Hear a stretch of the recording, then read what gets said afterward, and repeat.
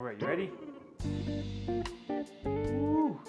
I'm gonna go ahead and show you how I go about getting my area set up and what you can do for your first pour painting. There's two different ways to go about setting up your painting for pour. So one way is to use thumbtacks. So I have some thumbtacks that I have collected here that I'm gonna put in the back of the painting to lift it off so that way it's not getting stuck to the metal tray when all of the paint drips off of it. But if you don't have any thumbtacks available, another simple thing you can do is just use some of these medicine cups that you got, and you could just put them like this and put the painting like this.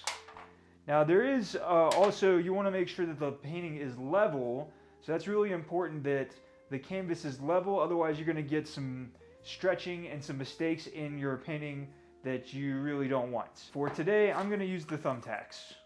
Okay, so there's a couple things to note about using thumbtacks. When you go to push them in, make sure you push them in deep enough, because the last thing you want is one of your thumbtacks falling out when you're trying to tilt the canvas and get the paint to go back and forth. Once that happens, then you're stuck in a really difficult position of what to do at that point. Trust me, you don't want that happening.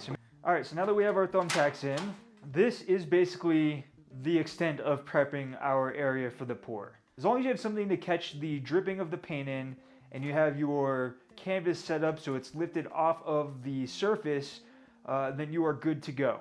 The next step is to measure or weigh out your paints and your pouring medium.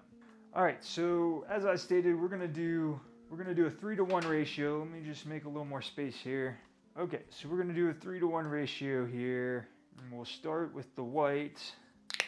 This particular scale takes about 6 grams just to register anything, so just to be clear, this is titanium white. Hey, there we go, 6 grams, perfect. Now for this, if you just tear here, obviously we want to go 18 grams. There we go, 18. Now we're going to do the turquoise blue. Again, we want about 6 grams just to get the scale to register here. There we go. And then we're going to add our Floetrol. Do about 18 grams, nice and easy. Last we have we're going to be using Algerian Crimson. Now this one is quite a bit thicker, this particular paint. I find Dick Blick paint often is a bit thicker in consistency, so we might need a little bit more Floetrol when it comes to this. There we go. And that is how you do a 3-to-1 ratio on your mixes.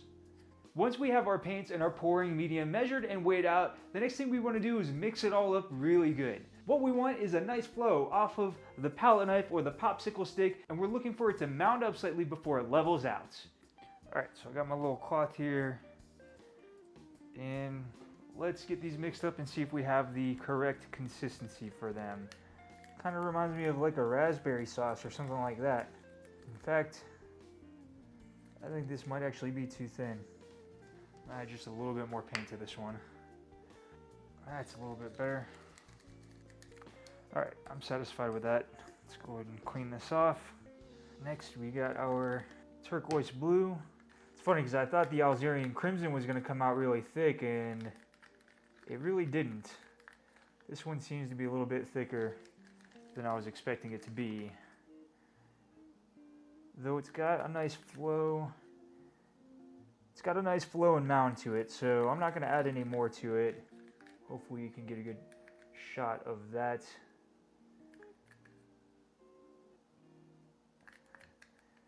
Hopefully we can see that.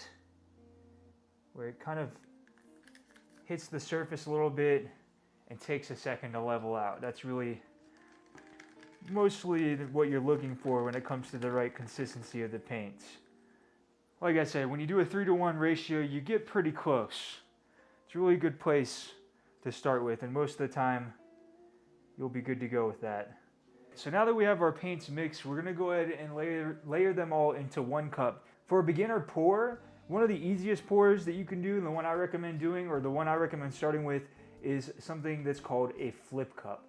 So when it comes to layering your paint, if you're using titanium white or Mars black, you always want to start by putting that in the bottom of the cup if you want to get some cool effects.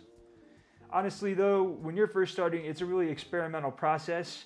So feel free to try different things and experiment. Pour it down the side if you don't want them to mix very much, or if you're looking for a more dirty pour or dirty cup, just pour it right on in there. Okay, so we have our cup mix and ready to do a flip. Generally, you kind of want to fill it up, but in this particular case, I think we have enough to get the job done for our first pour. Now for the actual pouring part of the video, where we do the flip cup technique. So if you're not sure what that is, you take the canvas, you flip it onto the cup like this, flip it back over, and then you set it down before you take the cup up off the canvas. So we're gonna go ahead and do that right now. This on top. All right, so we got that down. All right, you ready? Woo! All right, and as you can see, it's starting to come to this side, which probably means this is a little bit unlevel since it's already going that way. It should kind of just be sitting still for the most part, but let's go ahead and tilt it around and see if we can get our entire canvas covered, which the canvas seems to be a little bit warped, but we're just gonna work with it. Okay. This is obviously being dominated by the blue that we have here. Wasn't really expecting that. It seems like some parts of it are too fluid.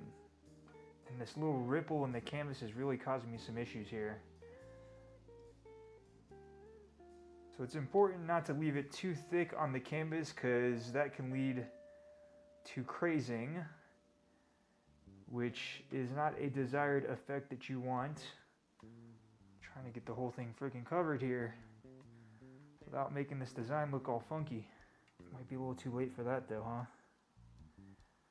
See, this is what happens when you don't have enough paint. It gets all stretched and warped, or when the mixture isn't right, when you got some paint that's too fluid and not thick enough, you lose some of the patterns. And this is why you want to wear gloves. Look at how freaking nasty my hands are getting. That's kind of a cool pattern though. Okay, so this is why it's good to have a rag. So we do have kind of a cool pattern going on here. Want to make sure we got the whole canvas covered here. Part of me wants to take some of this red and pour it in here more, because I wish I would have got some more of that red to show through, or maybe some purples out of the deal. Instead it's more of like a gray.